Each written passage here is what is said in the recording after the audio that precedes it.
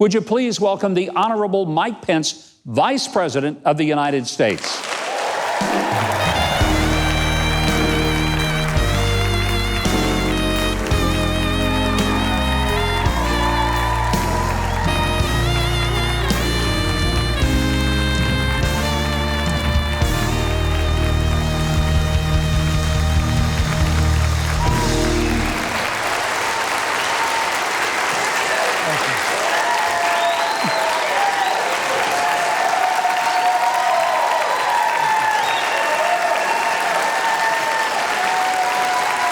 Mr. Vice President, I'd say the Mike Pence fan club has assembled in Nashville today. You have been on an unbelievable travel schedule. I get the, I guess, the press release every day of where you're going to be. And I think most people would get tired reading it, much less living it. But you're all over the country talking to Americans about trade agreements, talking to them about the economy. How many of them come up to you and say, Mr. Vice President, I want to talk about impeachment? How many of them say that? For literally 2.5 years, Democrats have been doing their level best to tear down this president, tear down this administration. You know, for more than 2 years, it was all about Russia collusion until the Justice Department found no collusion, no obstruction, case closed. 2 weeks ago, they were talking about impeaching Justice Brett Kavanaugh after slanderous accusations of a year ago. And then, of course, we all saw, before she had all the facts, Speaker Nancy Pelosi announced an impeachment inquiry, and I think the American people are saying enough is enough. We want a Congress to work on the issues that matter to the American people. It's all about jobs. It's all about security, and this president and I are absolutely determined we're going to continue fighting for all the things that the American people elected us to advance. I mean, think about it, Mike. I mean, thanks to President Trump's leadership, we've rebuilt our military. We've restored the arsenal of democracy. We've revived the American economy. As of last week, unemployment now is at a 51-year low. There's more Americans working today than ever before in the history of this country. At last count, 153 conservatives appointed to our federal courts at every level, including 2 Supreme Court justices. That's a generational change. That's going to be something that long after this administration is in the history books. The impact of constitutionally consistent justices and judges, that's going to be a legacy that this administration will have. It really is. And you talk about promises made, promises kept. You know, as a candidate, President Trump said that he was going to appoint conservatives to our federal courts in the model of the late and great Justice Antonin Scalia, and he's done just that. I can tell you, Justice Brett Kavanaugh, Justice Neil Gorsuch, and the more than 150 men and women, I promise you, they're all going to be men and women who stand for all the God-given liberties enshrined in our Constitution, the freedom of speech, the freedom of religion, and the right to keep and bear arms. Yeah. Well, that's the story. That's when I've been traveling across the country. We've got a great opportunity. The president's negotiated the largest trade deal in American history. And we've been traveling all across the country talking about what we've accomplished over the last 2.5 years. And to your point earlier, the contrast of that with what the Democrats in Congress have been doing, I think is very frustrating to millions of Americans. There is a real disconnect, Mr. Vice President, between what's happening in Washington and what happens around the dinner table of American families night after night. What will it take to get Washington to wake up and say, you know, we would be better off if we were working on our infrastructure, closing the southern border and doing something responsible and getting the United States-Mexican-Canadian trade agreement passed? Right? What is it going to take to get them to understand that? Well, it's what it always takes with Washington, D.C., and that is the voice of the American people. An election. Well, even before, huh? Even before the election. You know, I've been traveling around the country talking about the U.S.-Mexico-Canada agreement, which it's not just the largest trade deal in American history, but it comes at a time that the president has demonstrated an ability to negotiate a trade deal that puts American businesses, American workers, American farmers first. And yet here it sits on Speaker Pelosi's desk in what we call the do-nothing Democrats in Congress. All the while they're spending on their latest accusations and their latest controversy. And the American people, we think that when the USMCA is passed, we think it'll create 175,000 good-paying jobs all across this country. And it's time for Congress to act. And we're going to keep pushing for them to do it. Democrats hated NAFTA. The unions hated NAFTA. Right. USMCA really takes care of the things they didn't like and puts in a really good trade agreement that Republicans like, Democrats should like. Why aren't they putting this on the front burner and getting this done? The truth is that the president rolled his sleeves up. I was in on a lot of these discussions. He drove a really hard bargain with the Canadians and the Mexicans and got a deal that really puts the American economy and the American worker first. But because of their obsession with trying to impeach this president, Democrats continue to let the USMCA languish on Speaker Pelosi's desk. But I'm absolutely convinced if the American people let their voice be heard, if they contact members of the House and Senate and say, we want the USMCA, we'll get the USMCA done this year, and it'll be a win for the American people. It really would be. I want to turn the corner to something that happened the other day in the White House. I saw a video that was so moving. It was a young lady who had come to the United States at the age of 11 from Ethiopia, having been adopted after being abandoned by her parents. She was at the White House. I saw you standing right behind her and the president. And in a spontaneous and most amazing moment, she called everyone in that room to have prayer for the president. We had young African-American leaders who'd come in from all over the country who are excited about what this president is doing for the country and for their community.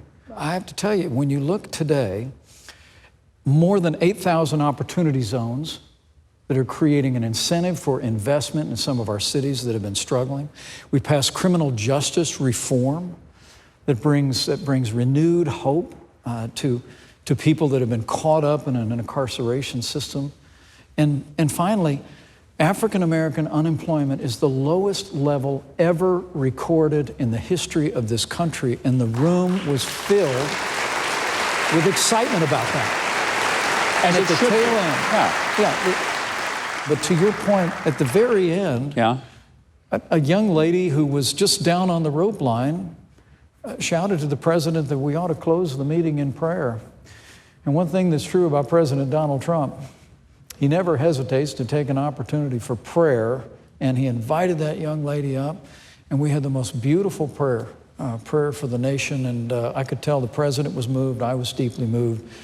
I'm someone who truly believes it's always been true that the effective and fervent prayer of a righteous people availeth much, and that was a special prayer.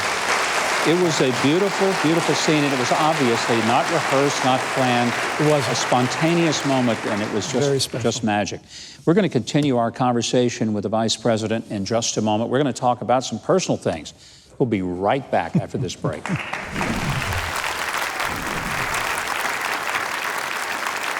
And we are back with Vice President Mike Pence.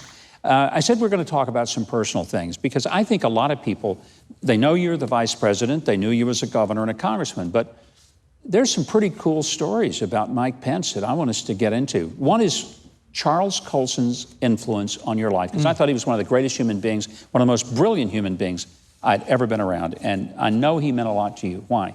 When I was leading conservatives in the House of Representatives, he, like he did with, I think, many people over the course of his life, he kind of took me under wing and was a mentor and a friend. And I can tell you that his work in the prison fellowship ministry, but his keen insight about the nation still influences me to this day. I don't go too long without taking the time to dust off some of his writings and read a little bit. Wouldn't he be proud today of the First Step initiative that you worked on, that the president signed and worked so hard to get done in a bipartisan? I mean, when you can bring people as far apart as Van Jones and anyone to the right, anyone, and get them together and have them in the same room celebrating a piece of legislation, It's pretty significant. And I think a lot of that, the spiritual maybe inspiration for that, goes all the way back to Chuck Colson. Chuck Colson was someone who believed in second chances. Yeah. And with the First Step Act, that would not have happened without President Trump's leadership. I mean, he literally brought together Democrats and Republicans and brought together leaders in the law enforcement community and crafted legislation that was a great contribution to the life of the nation and to our system of justice. But Chuck Colson, I have no doubt, impacted that. You've shown an enormous level of personal leadership, something you got scorned for, but that is that you're very dedicated to your lovely wife, Karen, the Second Lady of the United States. You don't go and have moments with women that are not your wife without your wife present. And there were people that thought, well, that's so old-fashioned, that's so nutty, can't believe somebody would actually do that. And then the Me Too movement came around, and everybody said, Mike Pence is a genius. He's the only guy in America that has nobody who can ever say something about his fidelity to his spouse. Thank you, Mike. I'm humbled by that. Let me say, other than my decision to put my faith in Christ, the second best decision I ever made was when I asked Karen Whitaker to be my wife.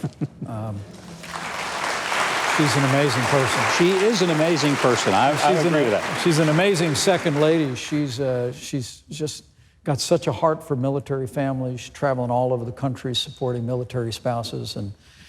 But yeah, it was, I got to tell you, the things that you get criticized for in public life sometimes surprise you. That one did.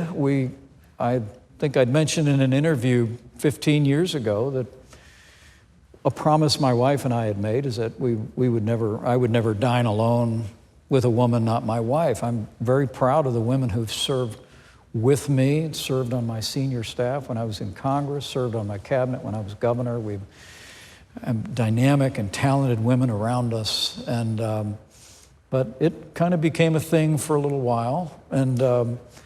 But everyone finds their own way. But I have to tell you, we're coming up on about 35 years of You better get that marriage, number right. And, you'll be eating alone a lot if you don't. I think you're right. And the greatest blessing in my life is having Karen Pence as my wife. Well, I'm really wanting to let people know the Mike Pence that maybe they don't know. They see the vice president, but that guy who, was influenced in college, been faithful to his wife, has raised remarkable children, and is an amateur cartoonist. the part of your biography, Well, I got to admit, amateur. Excuse me. Okay. So he's a professional cartoonist. It just happens to be the people. So how often do you do this stuff? Do you do cartoons regularly? I did a cartoon strip when I was in high school, and then I did one in college. I did one in law school. And in fact, I was just over at wonderful business here in Nashville, Tyson. They had me sign a sign, and I drew a caricature on that. I like doing that kind of thing. Given all the editorial cartoons that hammer the president and you, don't you think you ought to do some and go back at him and just... Not a bad idea. I think we're lucky to have this president at this point in time, but I think this president is very fortunate to have you. You guys make a great team, and we're very honored that you're here to share with us. Thank you so very much. I want to extend our deepest appreciation to Vice President Mike Pence for being with us. And we want you to know that you've got our prayers for the future and for all the things that you have to deal with every single day. For those in our audience who want to keep up with all of the world of the Vice President, you can visit his webpage at whitehouse.gov. Follow him on Facebook at Mike Pence and on Twitter at VP.